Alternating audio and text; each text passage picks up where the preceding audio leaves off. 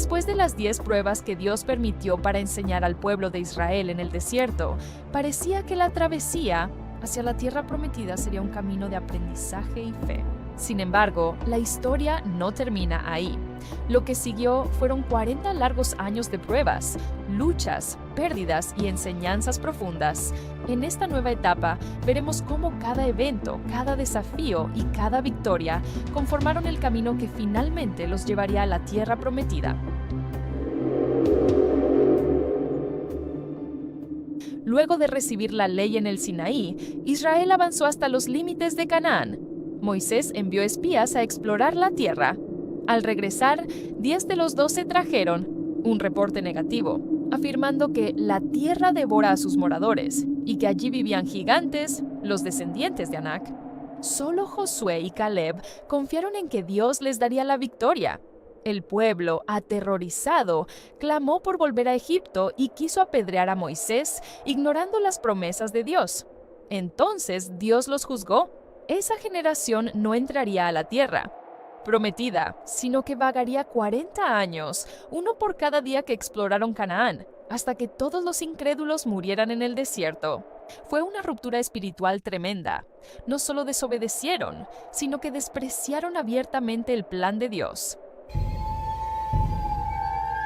Durante los años que los israelitas vagaron por el desierto, enfrentaron muchos desafíos, no solo de enemigos externos o de la dureza del desierto, sino también dentro de su propio pueblo. Uno de los episodios más dramáticos fue la rebelión de Coré, Datán y Abiram. Coré, un levita, y Datán y Abiram, de la tribu de Rubén, se levantaron contra Moisés y Aarón. No estaban solos. Con ellos se unieron 250 líderes importantes del pueblo que cuestionaban la autoridad de Moisés y el sacerdocio exclusivo de Aarón. Su argumento era que todo el pueblo era santo y, por tanto, no había razón para una jerarquía que los separara de Dios. Moisés respondió con humildad, buscando resolver la situación con calma y proponiendo una prueba para demostrar quién tenía el mandato de Dios. Cada uno debía presentar un incensario ante el Señor, y Dios mostraría su elección.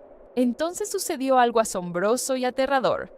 La tierra se abrió y tragó vivos a Coré, Datán, Abiram y sus familias. Después, fuego salió y consumió a los 250 hombres que habían desafiado a Moisés. Sin embargo, la situación no terminó ahí. Al día siguiente, en lugar de aprender la lección, el pueblo acusó a Moisés de haber provocado esas muertes, y Dios envió una plaga que mató a miles. Fue Aarón quien, tomando su incensario, intercedió por el pueblo y detuvo la plaga, con valentía. Este episodio mostró que la rebelión contra la autoridad establecida por Dios trae consecuencias graves.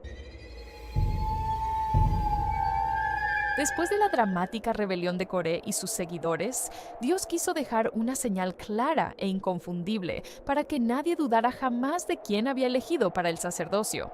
Para ello, ordenó a Moisés que reuniera una vara de cada líder de las 12 tribus de Israel y que pusiera estas varas dentro del tabernáculo, justo delante del arca del pacto.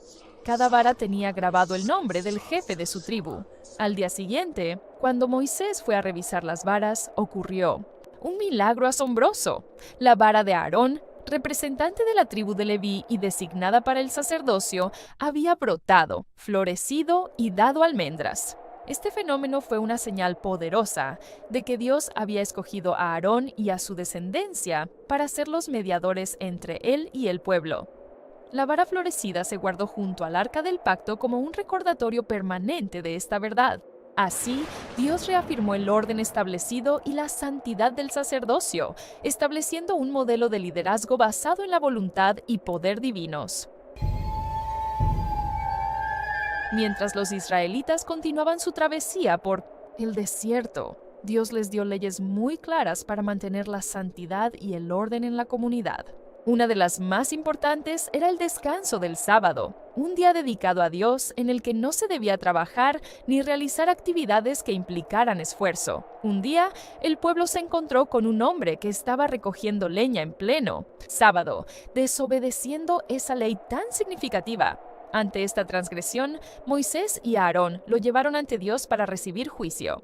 La ley era clara. Cualquiera que violara el descanso sabático debía morir. Entonces, el hombre fue apedreado hasta morir delante de toda la comunidad.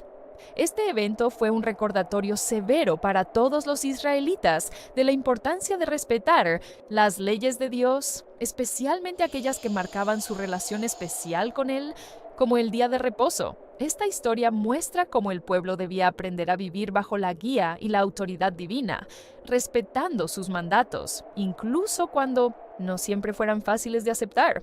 Era un llamado a la obediencia y a la santidad en cada aspecto de sus vidas.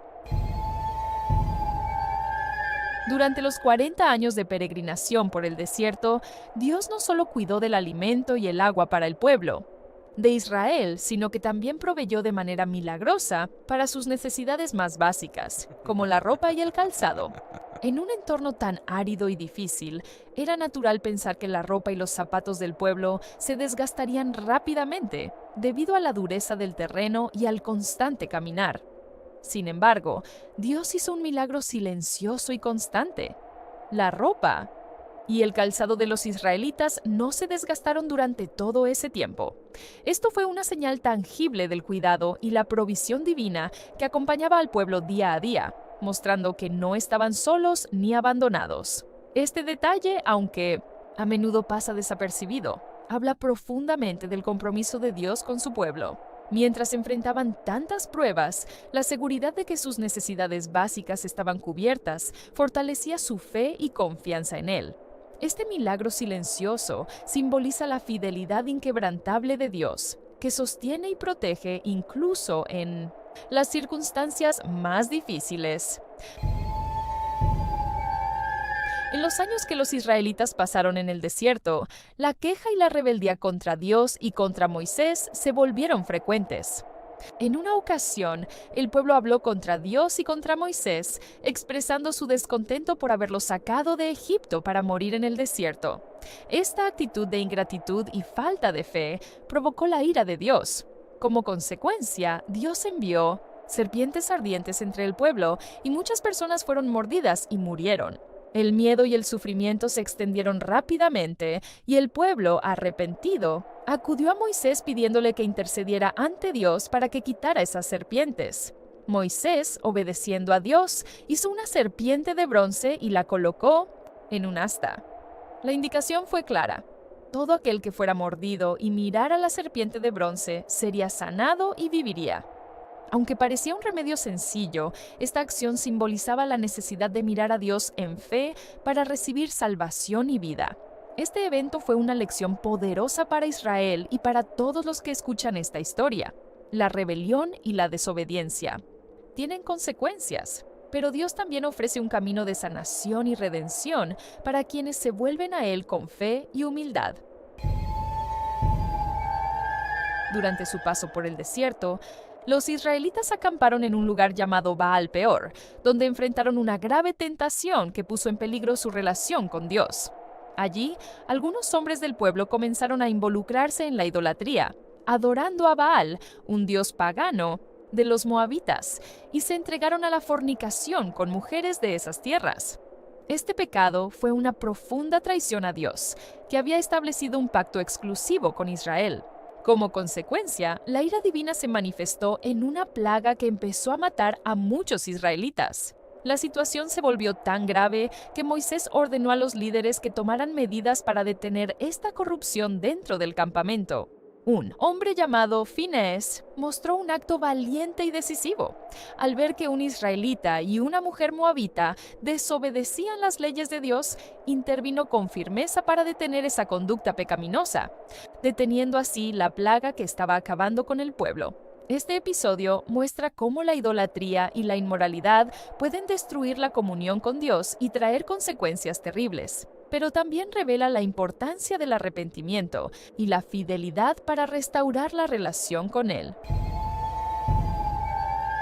Antes de que los israelitas pudieran entrar a la tierra prometida, debían atravesar territorios habitados por pueblos poderosos y hostiles. Dos de esos gobernantes eran Sihón, rey de los amorreos, y Og, rey de Bashán. Ambos eran temidos por sus fuerzas militares y su dominio en la región.